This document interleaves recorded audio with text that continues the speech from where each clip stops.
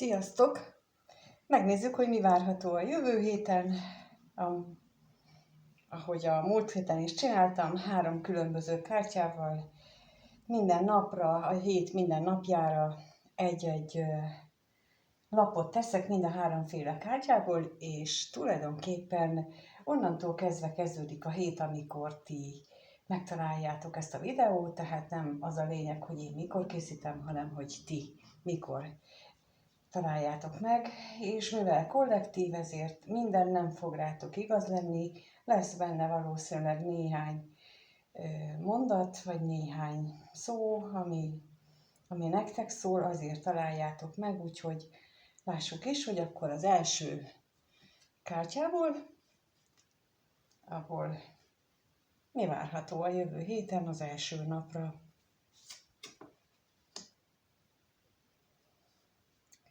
A második napra, harmadik nap,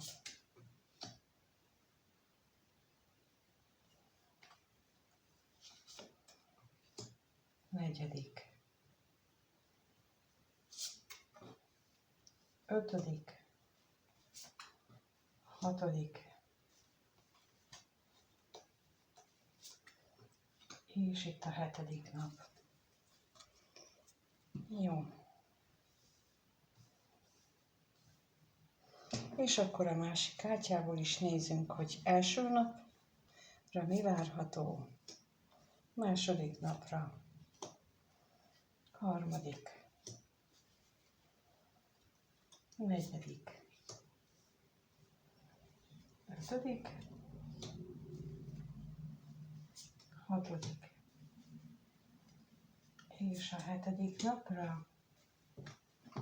Aztán megnézzük a harmadik kártyából, ez pedig a mennyei üzenetek, égi üzenetek kártyája. Első nap, második, harmadik, negyedik, ötödik, hatodik, és 7. nap. Jó, nagyjából jól lehet látni. Lássuk is akkor első napra mi érkezett. Érkezett a kereszt, a kelyhek 5-ös és a boldog család a 4-es lappal. Ez elvileg lehetne mondjuk a botok 4-es is, ami az ikellán kapcsolódást szokta jelenteni, de a harmonikus családi kapcsolatot, de egy harmonikus ünneplést is jelenthet.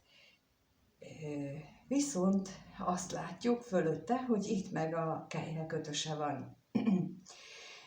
De mindezt megkoronázza a keresztlapja a 36-ossal, ami ugye a lezárás.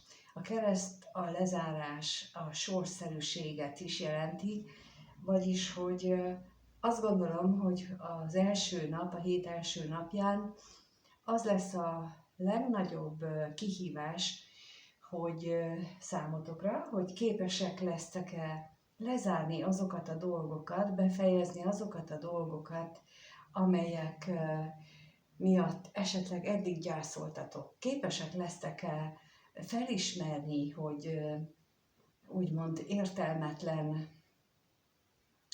gyászt viseltetek. Például egy olyan kapcsolatot sírattok, mondjuk már jó ideje, vagy egy nem tudjátok elengedni, amelyikben, ha őszinték vagytok magatokhoz, nem csak jó dolgok voltak, sőt, azok voltak a kevesebbek, és mégis ti azt a kevés jó dolgot nézitek, ami volt benne, és nem azt nézitek, hogy mi volt benne a fájdalom.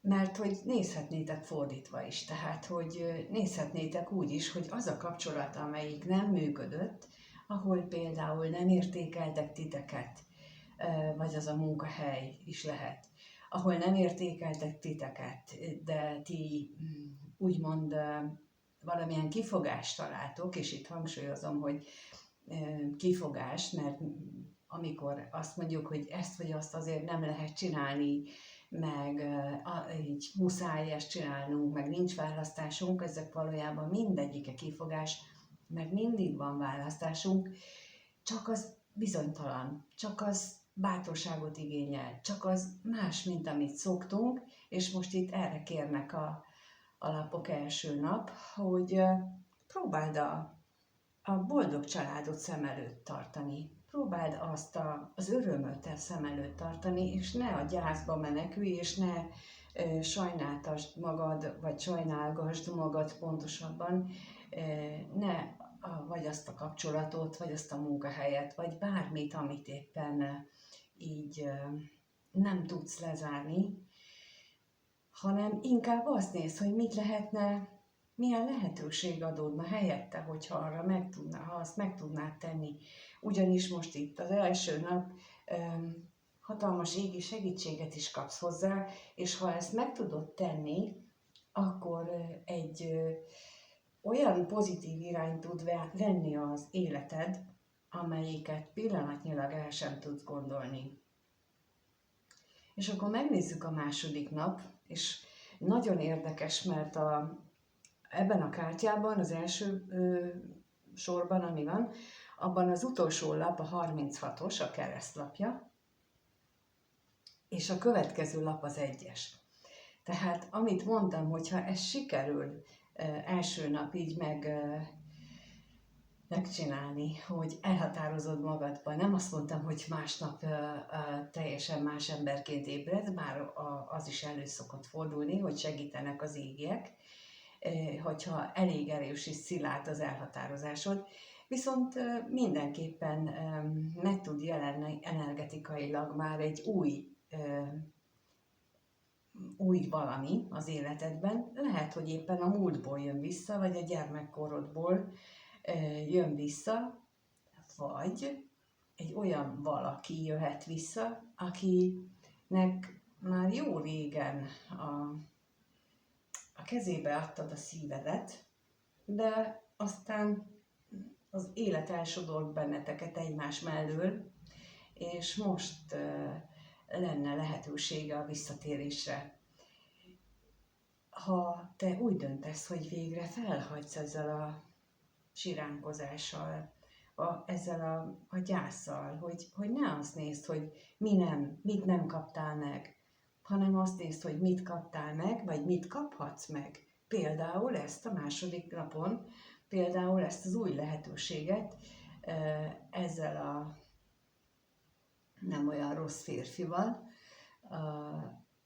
aki hozhatja a szívét neked a múltból, egy olyan hírrel, ami akár az előző napra is reflektálhat. Tehát, hogy valamiféle választ adna az előző napi problémáidra, vagy amit nehezen engedtél el, arra vonatkozólag is. No, és akkor a harmadik nap meg azt látjuk, hogy ott van a koporsó, a végítélet és a gondolkodó férfi. És a gondolkodó férfi az általában véve én a kardok királyára szoktam róla asszociálni, viszont itt most olyan, mintha ő a kezében egy gyémánt kristályt tartana, és az a gyémánt kristályt nézi, és azon gondolkodik, hogy vajon tényleg gyémántból van? Tényleg ilyen drága kincsem van nekem a kezemben, amit így kaptam? Mert az első lappal megint itt egy lezárást mutat, tehát, hogy valaminek vége. De lehet, hogy ezzel, hogy megérkezik itt második nap ez a személy, aki ugye itt most férfiként jelenik meg, de hát lehet ez ellentétes nemű is, bárki. Lehet, hogy az ő érkezésével te egyfajta, amit itt már döntést meghoztál magadban, itt jön rá egy isteni válasz, és itt képes leszel azt mondani, hogy tényleg nem érdekel tovább, hogy tényleg elengedem ezt az egészet, És itt a végítélet lapjával azt mutatják, hogy képes leszel abból a magadba temetkezésből újjászületni, ami korábban el se tudták képzelni. Mert itt a végítélet lapja ezt az újjászületést is jelenti tulajdonképpen, hogy dolgoztál már magadon, és itt a felszólításra, amit a hét első napján kaptál, felszólításra te még mindig hajlandó voltál ebbe energiát tenni, ezért a harmadik nap egyfajta jutalomként megszólalnak a harsonák, és te megkapod az újjászületésre a lehetőséget, és akkor is megkapod, hogyha nem hiszed el, hogy ez a csoda az veled megtörténhet, hogy ez valóban a te életed, és valóban történhetnek ikkor a csodák. De hát biztos vagyok benne, hogy akik nézik, azok közül lesznek olyanok, akik erre képesek lesznek, és meg is tudják tapasztalni ezt az egészet. És a negyedik nap azt látom, hogy ott titkokkal indul a nap, olyan titkokkal, amikkel esetleg nem akarsz szembenézni, mert hogy a holdlapja van itt. Aztán a botok hetese, és az égi vagy a mennyei üzenetek kártyájából pedig a személyes gyógyulás és a boldogságra nyíló kapu lapja érkezett, vagyis, hogy olyan titkok lehetségesek itt a háttérben az életedben, amelyek ellen már nagyon régóta küzdesz, amelyekkel mármint azzal küzdesz, hogy titokban tartsd.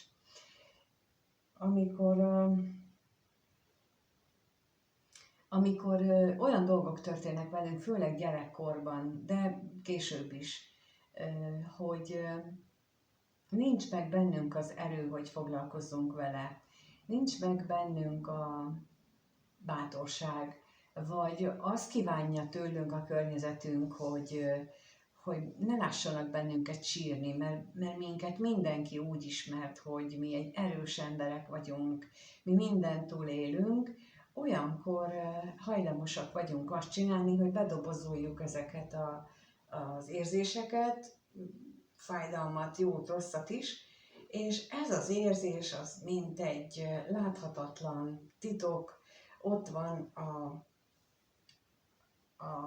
tudatalattinkba elrejtve, és nagyon vigyázunk rá, hogy az ki ne derüljön, hogy az ki ne jöjjön. Viszont itt a negyedik napon lehetőség adódik arra, hogy kinyissuk ezt a kaput, a személyiségünknek az gyógyításának a kapuját, hogy végre megtapasztalhassuk a boldogságot, boldogság érzését.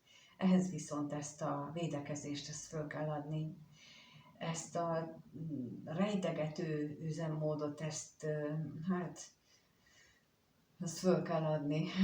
Ezzel nem tudunk mit csinálni, ezt így nem lehet tovább tenni. Úgyhogy itt arra biztatok mindenkit, hogy akinek vannak ilyen dolgai, nekem voltak ilyen például az apámmal kapcsolatban volt, gyerekként elraktam, úgy mondtam még, amikor így nem voltam semmilyen szinten tudatos, hogy úgy mondtam akkor is, hogy én azokat az emlékeimet én bezártam egy dobozba, és ott jó helyen vannak. Nem foglalkozok vele. Igen ám, de hogy nem foglalkoztam vele.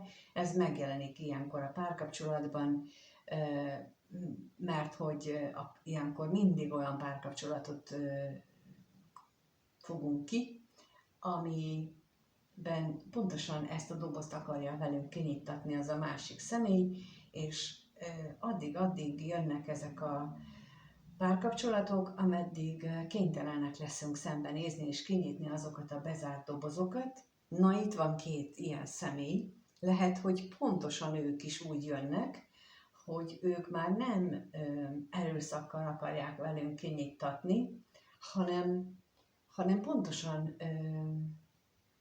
az, hogy ezek a múltból jönnek vissza, és óhatatlanul végig gondoljuk, hogy mi történt ott a múltban, ezzel együtt valahogy ösztönösen képesek leszünk ezt a védekező mechanizmusunkat háttérbe szorítani, és kinyitni ezeket a ládákat, és szembenézni azzal, amit ott találunk.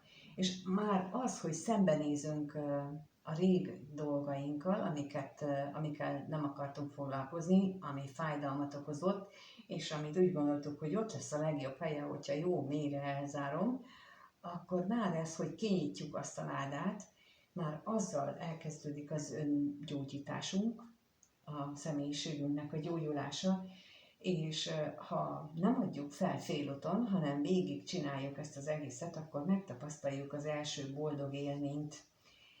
Úgyhogy a 4. napon az energiák erre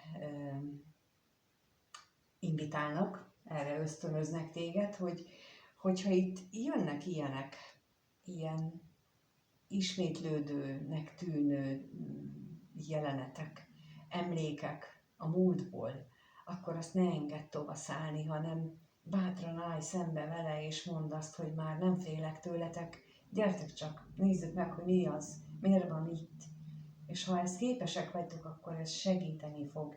De azt is lehet csinálni ilyen esetben, hogy ha félünk, akkor azt kérjük, hogy segítsenek, hogy segítsen a Teremtő, az égiek segítsenek megoldani a jelenlegi életfeladatomat.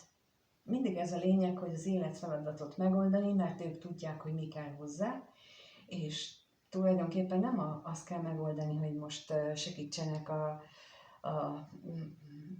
Jancsinak a problémáját feltárni, hanem mi kell nekem abból ahhoz, hogy én az életfeladatomba bele tudjak állni. Ezért javaslom mindig azt, hogy ne határozzuk meg konkrétan, hogy mi mit kérünk. Mi emberésszel túlságosan pici pontok vagyunk ahhoz, hogy lássuk, hogy mi a jó nekünk, és ne legyünk annyira önzők, hogy emberi, földhöz ragadt dolgainkat helyezzük a Teremtő akarata elé.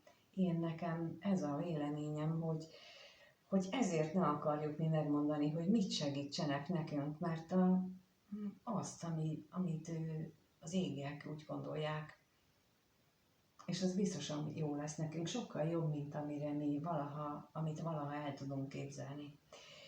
És aztán az 5. napon azt mutatják a gólyák, hogy ott valami nagyon szép és tiszta új dolog indulhat el, bár a botok ötösével még mindig tiltakozhatunk, de a végén a győzelem napja van, úgyhogy én azt gondolom, hogy ez az 5. nap, ez lehet, hogy nem egy ilyen világra szóló nagy győzelemről fog szólni, hanem a saját magunkon aratott apró győzelemről, talán pont arról, amit itt, hogy nem mertük korábban kinyitni azt a dobozt, hogy védekeztünk minden ellen, ami arra akart bennünket emlékeztetni, és itt az 5. napon megtapasztalhatjuk azt a boldogságot, azt az örömöt, ami a győzelem öröme,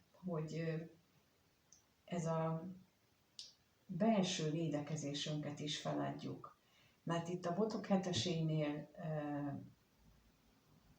a külső támadásokkal szemben védekezünk, a botok ötösénél belül magunkban is védekezünk, és magunkban is vitázhatunk arról, hogy most ez helyes-e vagy nem helyes, de itt a botok az egyébként a lendületet, a váltóságot is jelzik, úgyhogy ha beletesszük ezt a lendületet, akkor a győzelem az szinte garantált.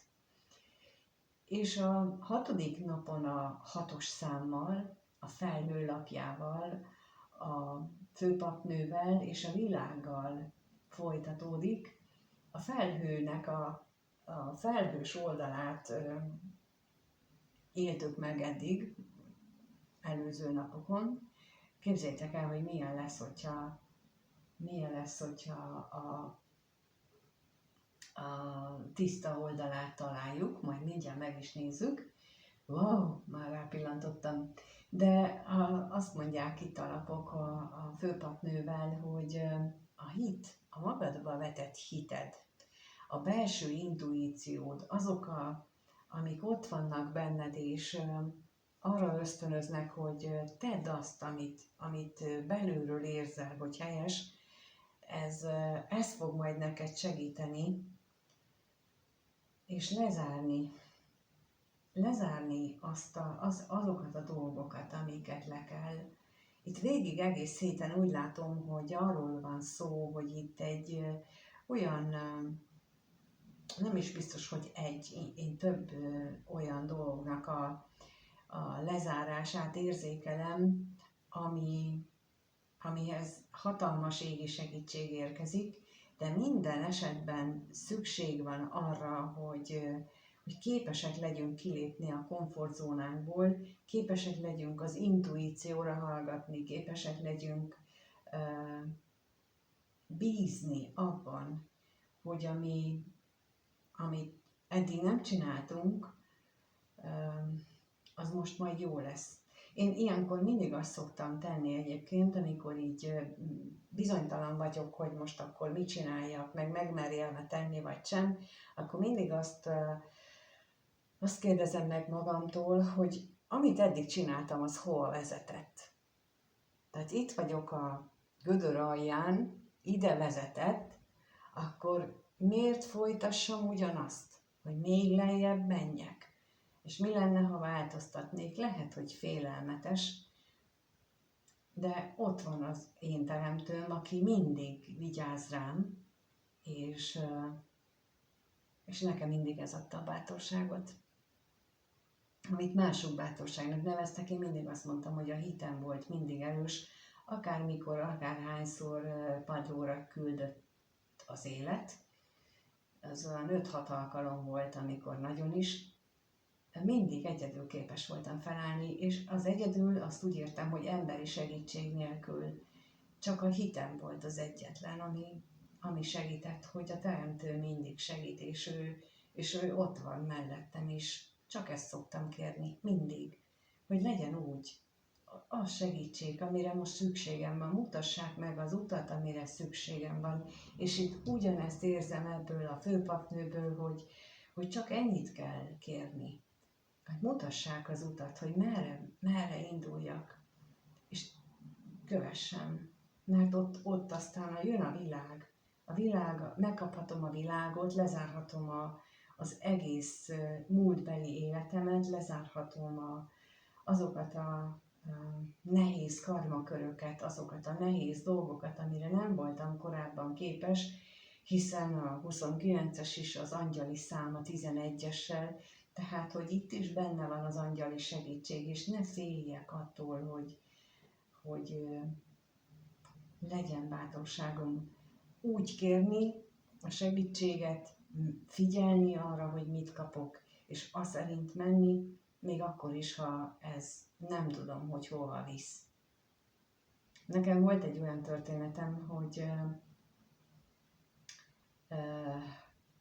egy fehér tollpihe esett a kezembe a busz megállóban, és fölnéztem az égre, és közels távol egy madár sem volt, és miután leszálltam a buszról, és bementem a munkahelyre, akkor közölték velem, hogy akkor köszönjük, ennyi volt, és már most el is maradjak, és mégis úgy voltam, hogy boldog voltam, mert ott volt a hópiha a kezembe, hát illetve akkor már zsebembe, és tudtam, hogy velem vannak az égiek. És ez az egyetlen tollpihe volt a hitem megerősítése. Hogy nem baj, hogy nem tudom, hogy hogyan lesz tovább. De itt van a tollpihe, és itt van az égi segítség. Már előre szóltak, hogy te ne aggódjál semmi miatt, mert itt vagyunk veled. És erre biztat itt a főpapnő, hogy ezt a fajta hitet ültessétek át magatokba ti is. mert hogy a hét hetedik napján, tehát utolsó napján, ott a halakkal, a botok királyával és az erő angyalával azt látom, hogy ott van a jutalom. Tehát olyan, ez nem biztos, hogy egy hét alatt fog így lemenni. Én határozottan azt érzem, hogy ez egy olyan folyamat, amire lehetőségetek adódik, aki ezt a videót megnézi, és ez így egy ilyen nagyon egész, nagyon kerek nekem ez a kirakás, hogy ott van a végén az a halak, ami az anyagi bőséget, és nem csak az anyagi, de leginkább az anyagi bőséget jelöli. És ez a bőség, ez mindent is jelent az anyagi szinten. Például jelentheti ezt a múltból visszatérő, szívet tartó férfit is, mert hogy a szerelem megélésének a bőségét is takarja, hiszen a szerelmet a földi síkon tudjuk, az anyagi világban tudjuk megélni, és ezt is jelenti a halak. Mivel, hogy ott van alatta a botok királya, tehát, hogy ő is az anyagi világnak a királya tulajdonképpen, a megtestesítője, az, aki tele van tűzzel, szenvedéllyel és cselekvéssel, erővel, és ő mindent is meg tud valósítani, amit így bátorsággal kell megoldani, úgyhogy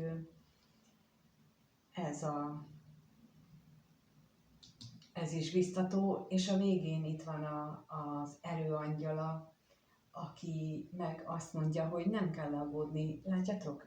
Itt, amit az előbb elmondtam, pedig az így eszembe, vagyis nem figyeltem meg azt, hogy mi ez itt.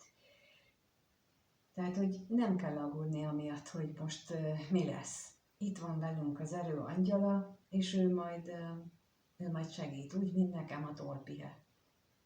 Hát konkrétan emberi eszemmel fogalmam sem volt, hogy mihez kezdjek abban a pillanatban, de ott volt a tolpihe, és hetekig, hónapokig az adta a bátorságot, a hitet, hogy biztosan jó lesz, csak még nem látom. Mert hogy küldték, hogy ne aggódjál. És ezt a fajta hitre van itt szükség. Ez az, amit a főpapnő is mond, az erőangyala is mond, hogy jó lesz ez itt, minden. Te ne aggódjál, csak bízzál az életben, és bízzál a föntiekben, és hagyjál hátra-bátra minden olyat, amiről érzed, hogy az nem jó neked, csak eddig nem volt benned bátorság szembenézni vele, mint itt is.